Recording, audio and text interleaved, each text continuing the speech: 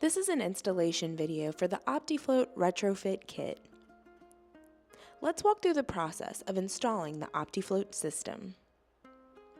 The OptiFloat cable is made from 100% polyurethane for lasting flexibility, making it very easy to strip. We'll demonstrate how to install now. After you pull the cable through the conduit and into the panel, you'll strip back the ends just as you would with any standard cable. The installation kit includes a set of wire strippers designed specifically for this cable. Once you remove the outer sheath, trim back the Kevlar cord.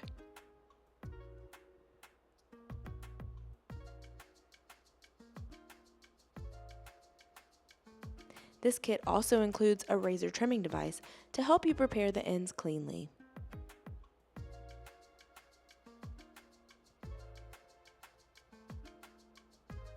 After trimming, insert the prepared wire into the first position of your transceiver.